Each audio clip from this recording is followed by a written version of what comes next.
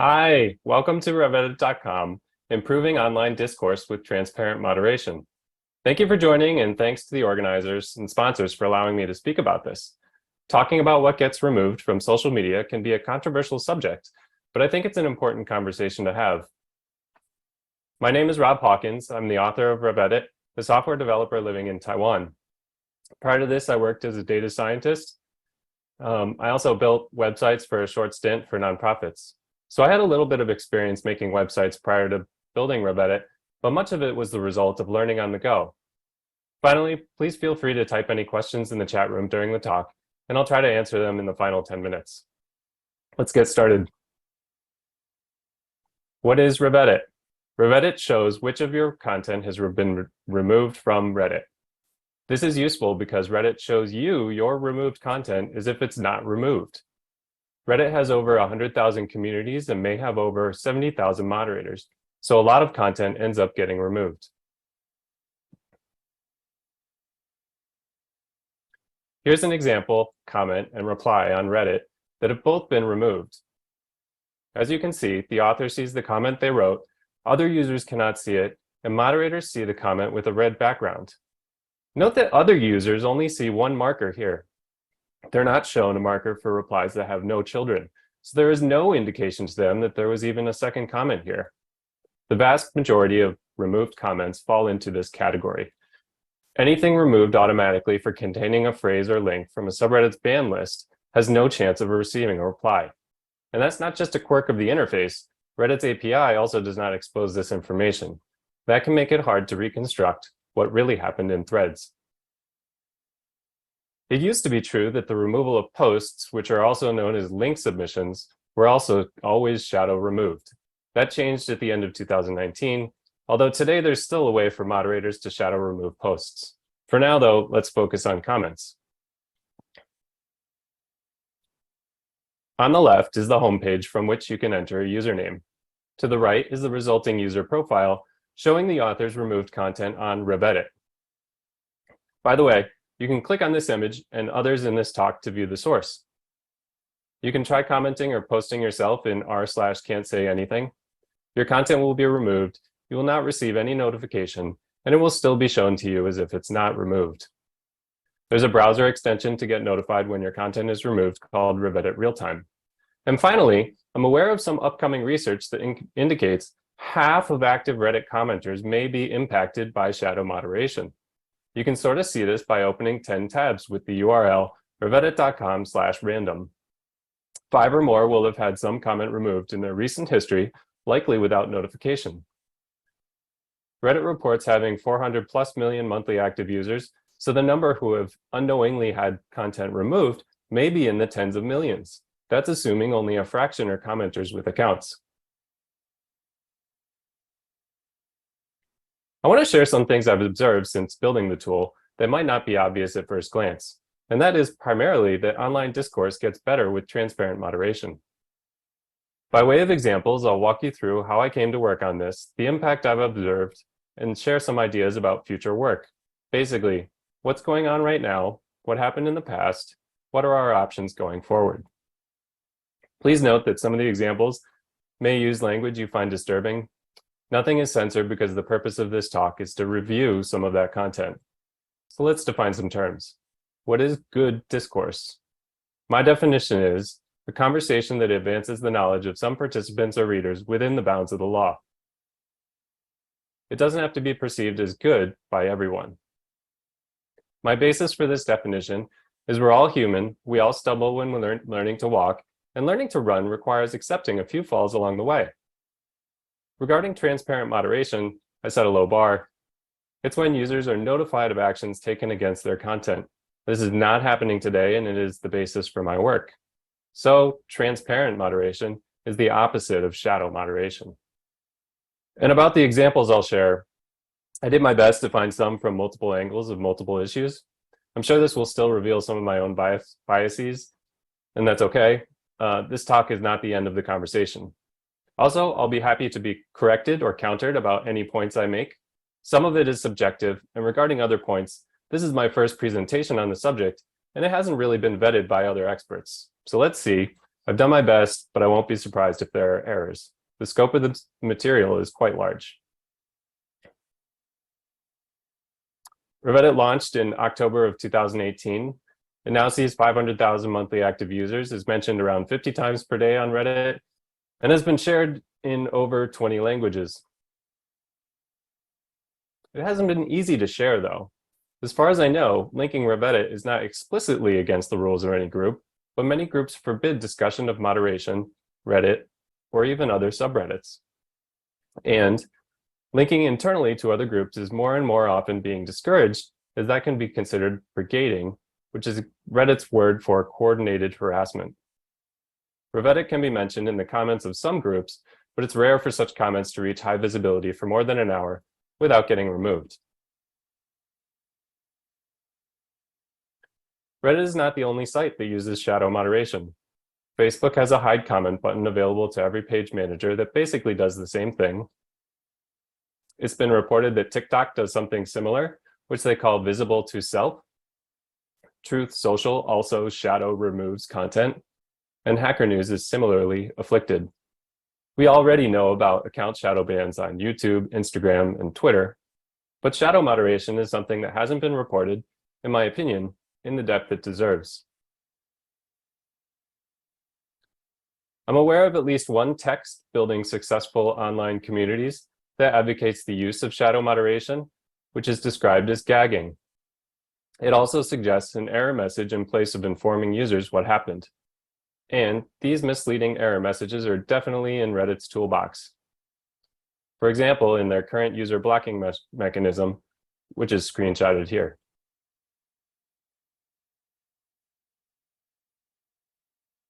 What happens when people don't know their content is removed? Let's start with some examples from groups that remove the most content. Keep in mind that in all these groups, moderators can speak freely, whereas users cannot. In my opinion, this is the dominating factor, that whoever has the power tends to use it. In r/science, the rule is no jokes allowed. This can result in hundreds of comments removed from every thread. Authors are not notified and they just keep coming back. In his book, Kindly Inquisitors, Jonathan Rauch argues that societies who follow liberal science are able to organize their middling thinkers. In that light, r/science does not seem very organized to me. But okay, maybe it's fine for some places to be like this, right? A lot gets removed and users aren't notified, but maybe that's necessary. Let's look at some more examples. r/news removes over 25% of all comments right away and doesn't seem to go back and approve any. They have a rule that says your account needs a verified email to comment. That's a relatively new thing for Reddit, and most users do not notice this rule. It's in the sidebar, and your browser needs to be very large for that to appear. I don't know whether or not that rule appears on mobile. World News, a larger subreddit, only auto removes 6%.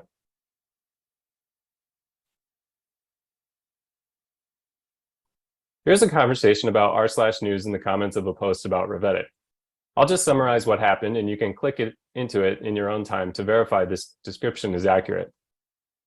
Basically, several users thought they were shadow banned from r/news for their viewpoints.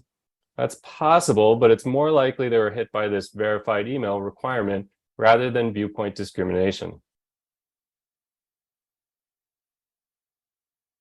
Incidentally, I've seen reports from apparently shadow banned users that if you ask news mods why your content was removed, they will simply mute you without responding. This is becoming more and more common. Interfacing with actual moderators of large subreddits is a challenge. So even if you do happen to discover you've been censored, the rule makers may not let you know why, perhaps due to an overwhelming amount of questions from people asking why they've been censored. I think you can see where this is going.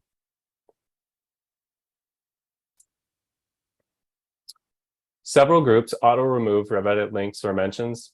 I don't track these, but some I know are France, Germany, Greece, and California. I'm sure there are many others. In a forum where moderators interface with admins, the top moderator of California and r/Obama recommended doing this, which I found concerning to see so openly advocated, although I guess I appreciate their openness. I did try reaching out to them and didn't get a response.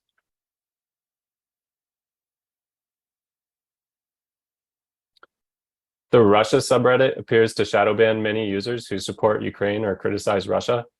For example, this one. Here's another one. And here's another example showing some approved content, perhaps giving the user more of a sense they're not completely blocked from participating. I know I'm clicking through these examples pretty quickly.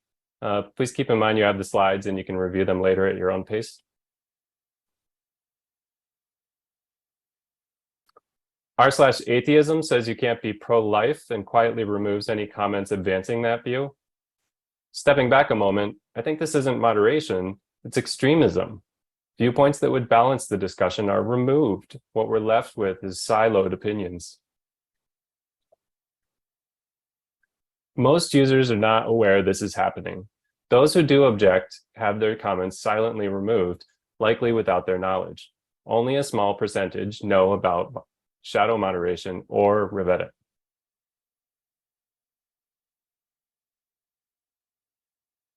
Even highly upvoted comments whose views may be in line with the group can get removed.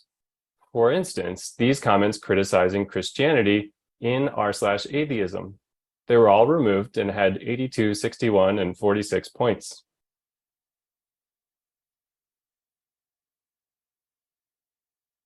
r/conservative essentially does the same viewpoint discrimination by pre-approving users who they deem conservative. If you don't have the designated flair identifying you as a conservative, your comment is removed and you aren't notified. In this thread alone, 50% or over 4,000 comments were auto-removed. Let's try to find some of these. It can be hard to restore auto-removed comments, but you can get some. This parent comment at the top is asking for a source. There were at least 10 replies that were auto-removed. One could be restored, and you can see how this materially changed the nature of that conversation. The only unremoved response also claims that no such sources exist. Presumably 9 others disagreed. This happens all the time in many subreddits.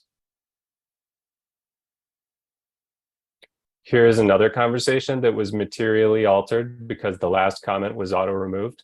Basically, the user maniacal comment 40 is saying, why not let citizens decide whether or not to have abortions? Another user replies, we did decide by electing people to make that decision. Then maniacal comment 40 responds again to ask why we need the government to decide this, and that comment never sees the light of day. Presumably, neither commenter is aware of the disruption, and they both come away with a different idea of the results of the discussion. My friend George Weiner pointed out to me that silence is speech, meaning your choice to not say something can have an implied meaning, such as tacit agreement. I consider this to be an example of that. Even flared users can get caught in the dragnet by keyword filters. This can lead to hundreds of auto-removed comments in a thread that aren't archived or easily surfaced.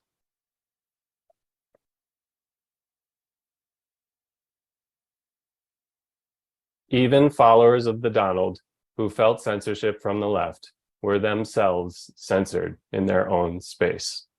In the context of General James Mattis's resignation, a highly upvoted comment from a regular visitor that simply said, quote, I do not like Mattis leaving, unquote, was later removed, along with many others of similar sentiment.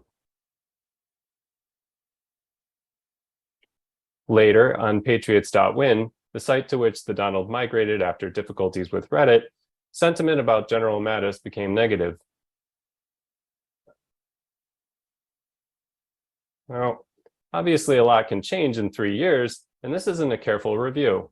I think it's an open question as to why or even whether sentiment changed, and what proportion hold the now presented opinion. And I would say the same for all topics and groups, not just here. Nico Perino from FIRE recently shared an interesting study that says it can dissect public from private opinion, and that gaps between what people say and what they actually believe can be substantial. There are also moderation tools that build upon shadow removals, such as Reddit's crowd control, which allows subreddits to collapse comments from non-community members. Later, they came out with what I call crowd control with prejudice, which removes such comments. Subreddits can also shadow ban users from their group by adding the user's name to their automod configuration. That quietly removes everything they post. And this year, Reddit started allowing users to secretly block each other too. I'm guessing r/Tesla Motors may have activated crowd control with prejudice because I can find a lot of shadow banned users there, such as this one.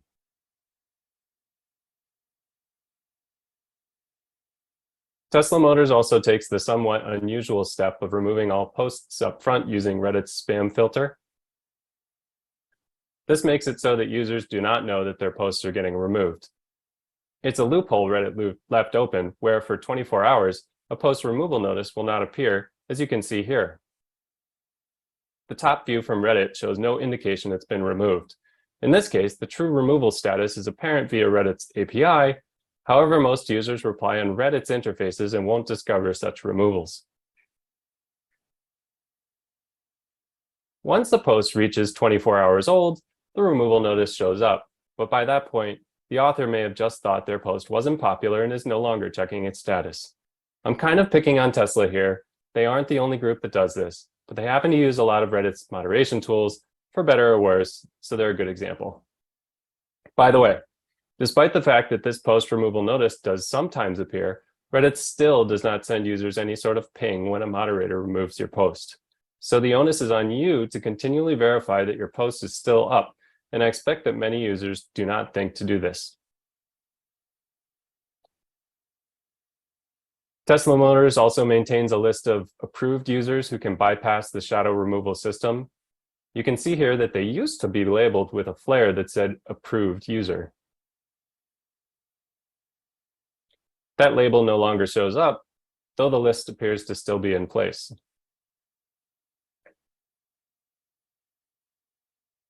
And like many places, they also moderate by hand. Here's an example of a subscriber arguing with moderators. Their comments in that discussion were removed, which that user didn't appear to notice, and readers are left with an incomplete context. I didn't fully test this, but it looks to me like they might ban the use of words mods and moderators. You can say mod though, singular, because that can refer to a car mod. The net effect may be that most criticism of moderators is secretly silenced. Also, you can't mention the name of an opposition group named Real Tesla, which claims to present alternate viewpoints. Again, this behavior is common and not exclusive to the Tesla group. Reddit discourages it in a sense when they talk about brigading, which they regard as groups of users ganging up on other groups. The net result, in my opinion, is that our ability to directly disagree with words online is more and more often discouraged, at least on Reddit. What happens when users can review their removed content? r/libertarian shadow bans many users along with anyone who questions the moderators. A group named Libertarian Uncensored used Reddit to share that this was happening. It's a step forward, but still that group is less than 0.5% of the size of r/libertarian, and there's still a long way to go to compete on equal footing.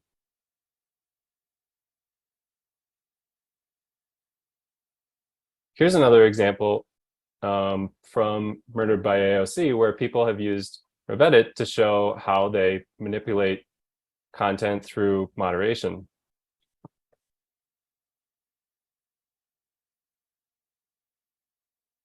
And here's one more example that I hope you can review in your own time. I'm going to keep going in order to get to questions.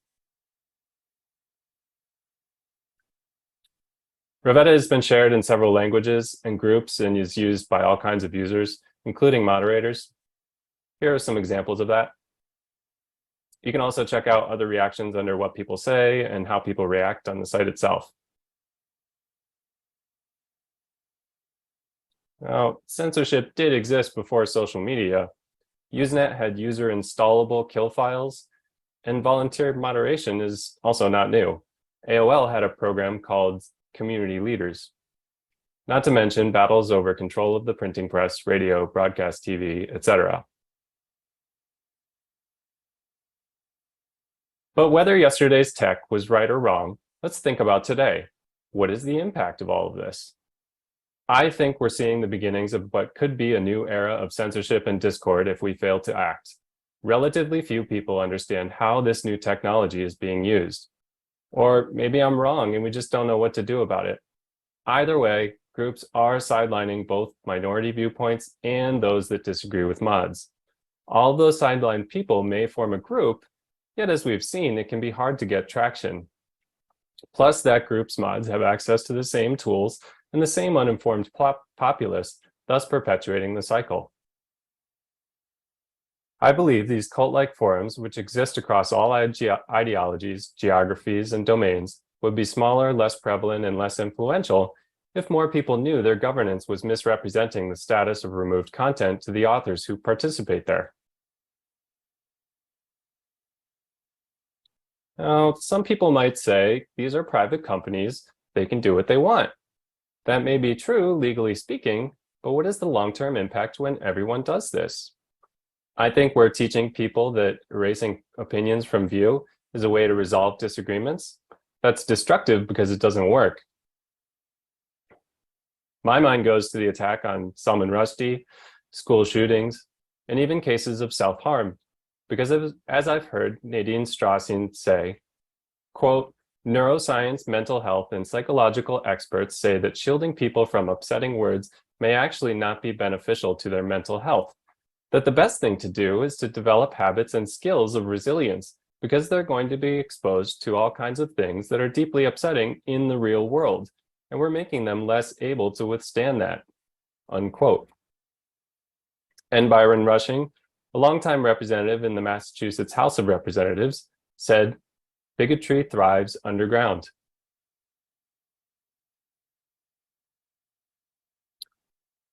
I don't think shadow moderation benefits anyone. I think the game is up. I might be wrong, but I hope not. So what does work?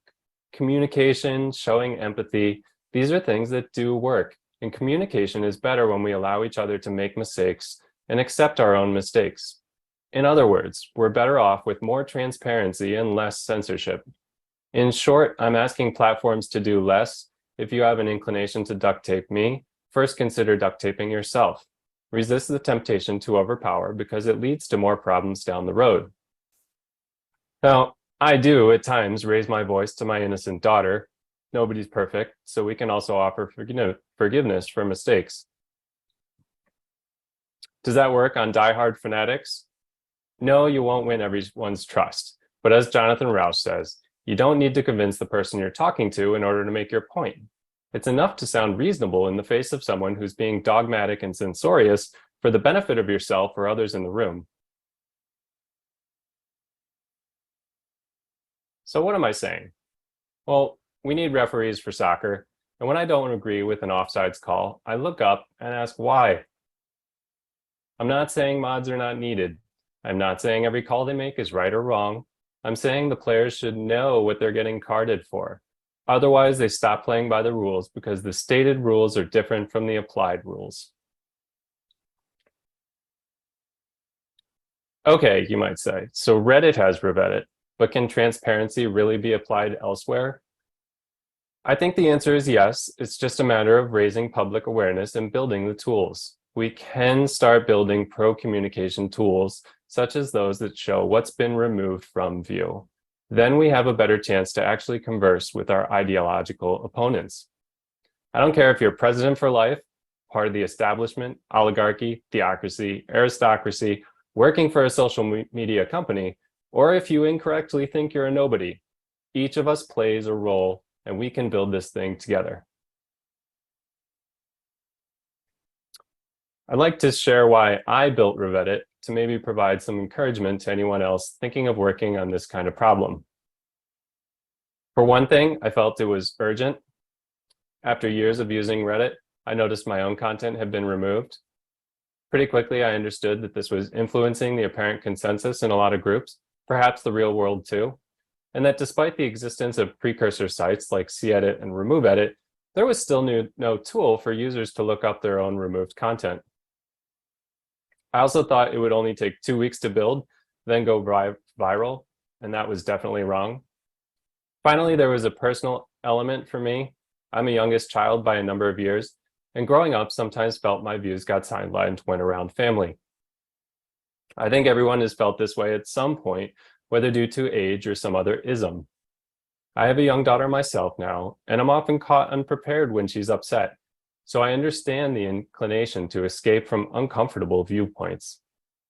Yet we also know that showing empathy and accepting emotions can be helpful to both the distraught individual and whoever's listening. It helps us see each other as humans with shared problems rather than distinct entities who can never be understood. There's that old saying, sticks and stones may break my bones, but names will never hurt me. Paraphrasing Nadine Strawson again, we all know our parents said this to us precisely when words did hurt us. So it wasn't a factual statement, it was an exhortation. We don't have to let the words hurt us. And that's the attitude we can encourage by being transparent about moderation. This slide is not so important, so I'll skip it in order to save some more time for questions. You might also ask, how did we become so censorious ourselves? As far as I can tell, it's always been like this to varying degrees. I've come to accept that free speech is not a once and done thing. You're kind of always in the process of losing it. It's not that there's a conspiracy against you. It's just the nature of humans being in positions of authority, thinking they're solving problems with power without anticipating the harm that comes later. And just like eating food or exercise is not a once and done thing, our system of checks and balances also needs care. I consider myself as likely to succumb to such temptations as any other person, so let's agree to build systems that do a better job of dividing powers. In short, don't ask someone to fix it for you. That's handing power over to authorities. You fix it. Here are some resources I've enjoyed while trying to understand how our ability to communicate across ideologies appears to be broken in many ways. Many of these individuals have committed their lives to the topic of freedom of expression, and they all have fascinating stories to tell if we only take the time to listen.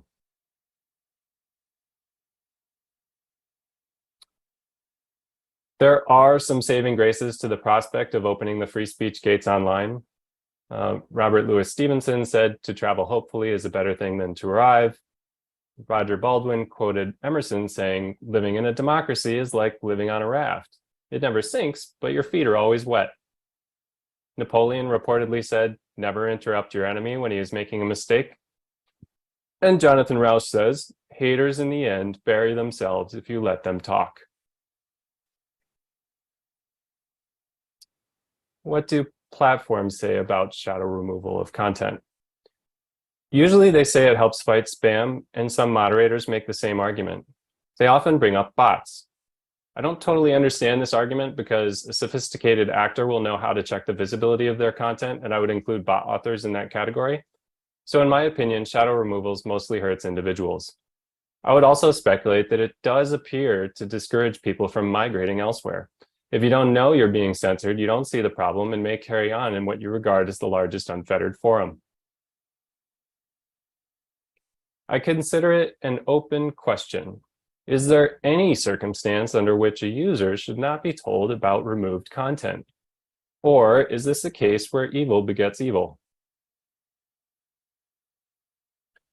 Here's what stalwart defenders of free speech have said about its principles. Roger Baldwin said that the pro-censorship argument goes something like, quote, "Certain speakers are suppressive, so we need to use their methods and suppress them first," unquote. If you think about it, that's exactly what's going on all over social media. We're suppressing others because we think they're going to suppress us, and then they use the same argument to suppress us and so on. Sorry, I've included too many quotes here. Let's just read the last one. Frederick Douglass said that 5 years of free speech would break every chain in the South.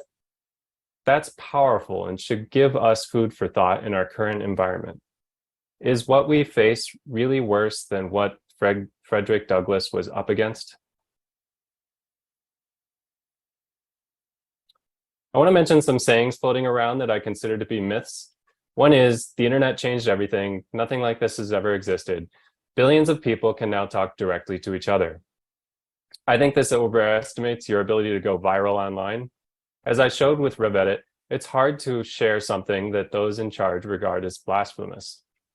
Even today, I have a hard time convincing journalists to write about it, perhaps because if you stick up for what gets removed, you risk being accused of holding those views yourself.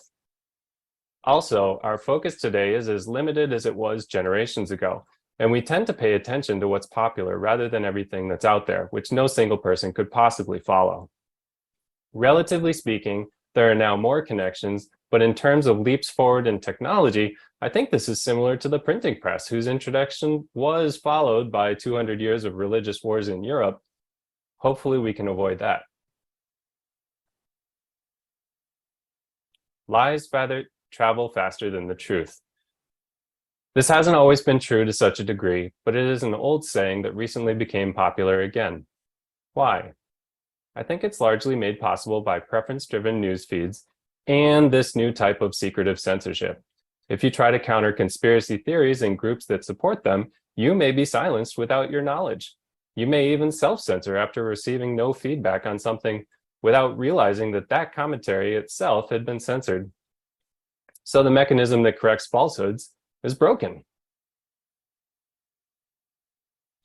Social media sites have built whole suites of tools to aid in the secret removal of content, and these tools are available to people of all ideologies. You might think that even things out when everyone can secretly remove content, but the secretive nature of the tools means that only a handful of people, relatively speaking, know how it all works. That creates a new us versus them mentality, and we need to find our way back to a concept of shared humanity. Greg Lukianoff of FIRE and social psychologist Jonathan Haidt discuss common humanity versus common enemy politics in the coddling of the American mind. Finally, we expect transparency about how companies use our data. Why not transparency about how they remove or demote it?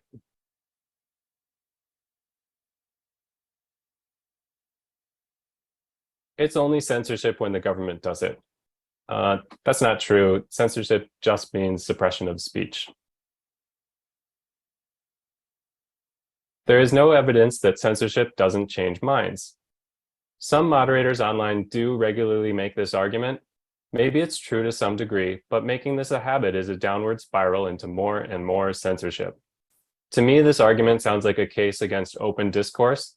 They ask for evidence for the value of free speech in every new medium, technology, or culture, ignoring what's right in front of our eyes. History shows us that open discourse works. In real-world places where open discourse is encouraged, people and ideas thrive. Also, saying, quote, "You need to be protected from other people's words," unquote, is not a winning argument in the public sphere. People want to be trusted to make their own decisions about how to feel, not have the importance of speech dictated to them. Censorship without transparency, in my opinion, is really only good at hurting the case of those who support it. My daughter does not do as I command, she does as I do. To the extent I can influence her behavior with words, that's won through trust, not control. We're being drowned out by misinformation. This is something I've seen, for example, Peter Pomerantsev say. I'm a big fan of his work, but this isn't the whole story. Also, the sentiment that we're drowning can end up being an argument for more censorship. It's the algorithm. This is the idea that online echo chambers or silos are the fault of algorithms. Collaborative filtering does play a role, but it is a human decision to present removed content as live to its author. And many decisions to demote, or remove content today are still driven by humans, even when the action is taken by a program. Programs can be coded to remove by keyword. Machine learning models that mark undesired content are trained on data labeled by humans. Sarah Roberts, author of Behind the Screen, encountered this same argument in 2010 when she began investigating the fact that social media platforms were hiring humans to censor content. People denied that it was happening, but it was. Free speech is not the same as free reach. This is the title of a Wired article by Renee DiResta, a well-known disinformation researcher, and I heard the phrase repeated by notable figures at a recent conference on disinformation. It's catchy, but at best I find this debatable.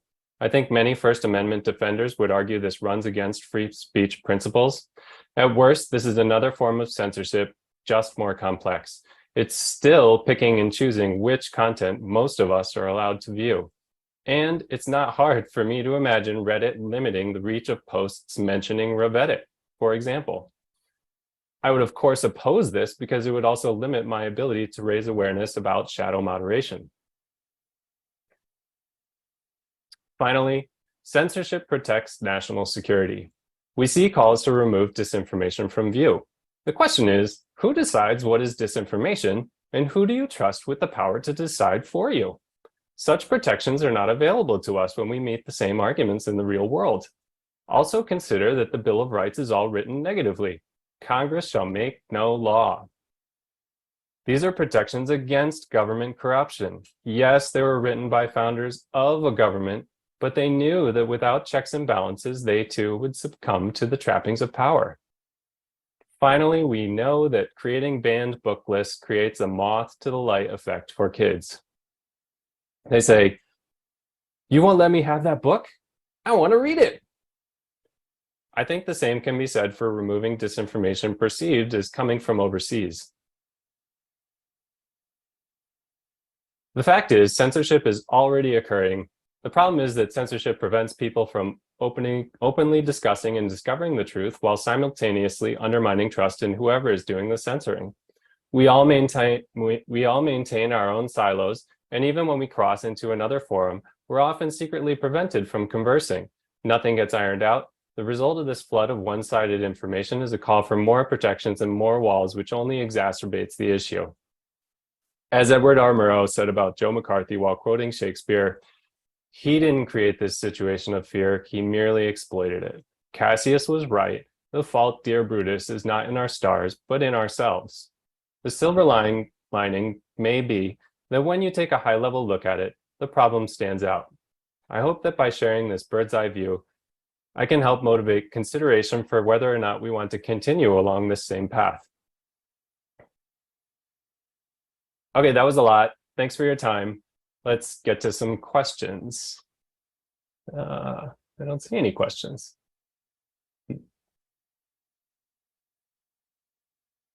Let's see if I can log into Feedloop here.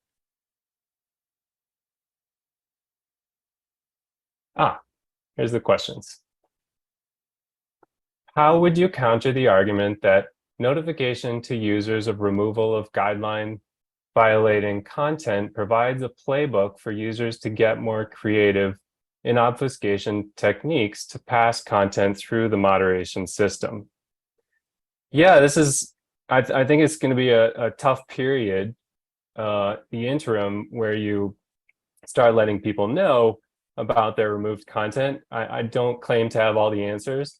I just think from a user perspective, what we're doing is harmful. But I think we can get to a point where there's, maybe more moderators with increased transparency can let us all be more on the same page. Okay, take another question. If you had to guess, how many social media users have been shadow banned or moderated? To have any content moderated, man, on Reddit, it's over 50%, right? It appears to be. So yeah, if I had to guess across all of social media, I would guess that it's more than 50%, maybe even more than 75%. But that's a guess. Okay, another question. When discussing moderation and moderators, are you making a differentiation between users volunteering as forum moderators and employees contracted to review content as a job function? I think my biggest concern is about the scalability of volunteer moderators. I don't know that we can ever be sure that nothing is shadow moderated by employees of a social media site. But when that power is extended to the public, it becomes more apparent, and it's much easier to scale to a larger degree. So in this talk, I'm mostly talking about volunteer moderators, I guess. Use of the term auto-removed implies an AI or algorithm that is taking action rather than human review. If this understanding is correct, how are we able to tell the difference in the action taken? Oh, so Revedit can tell this because its data source, which is called push_shift by another individual who's not affiliated with Reddit, will capture content as it's created. So Revedit can know that something's been auto-removed if that data source version of the content is already removed. And the content always exists on users' profile pages on Reddit. So you just compare whether a comment exists in push_shift, and if it's been removed in push_shift, but it exists on the user page, and the push_shift capture time was right at the time of creation, then you pretty much know that it was auto-removed.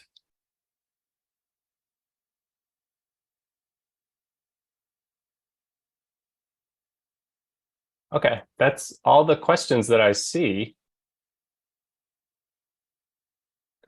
Let's see if I can find any more in the session.